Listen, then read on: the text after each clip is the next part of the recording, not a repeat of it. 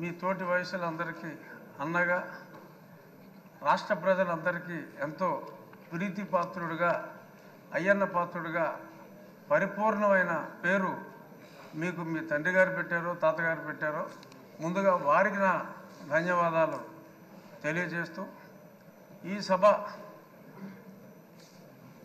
పామరులందరికీ అర్థమయ్యేలాగా సరళమైన భాషలో మీరు మాట్లాడతారు.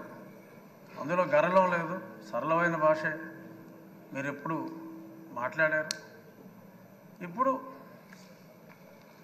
మీరు పిఆర్ కాలేజీలో చదువుకున్నప్పుడు ఒక గ్యాంగ్ లీడర్గా, రాజకీయాల్లో ఇప్పుడు ఒక మాస్ లీడర్గా, ఇప్పుడు మా శాసనసభను ఒక తరగతిగా భావిస్తే క్లాస్ లీడర్లా కాకుండా ఒక క్లాసిక్ లీడర్గా మీరు ఉంటారు అనే పరిపూర్ణ విశ్వాసం మా అందరికీ కూడా ఉంది.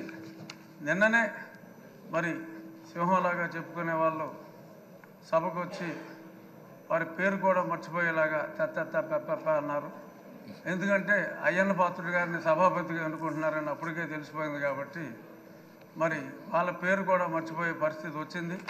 అంచేత వాళ్ళు ఎప్పట్లాగా అలాగే ఆ సీట్లన్నీ ఖాళీగా ఉంటాయేమో, మరి ప్రతిపక్ష పాత్ర పోషించాలి అంటే మరి పాలకపక్షంలోనే అందరికీ కూడా మీరు మాట్లాడే అవకాశం కేవలం పొగడ్తలకే పరిమితం కాకుండా, మంత్రులకే అవకాశం కాకుండా మాలాంటి శాసనసభ్యులందరికీ కూడా మీరు తప్పకుండా అవకాశం ఇవ్వాలి.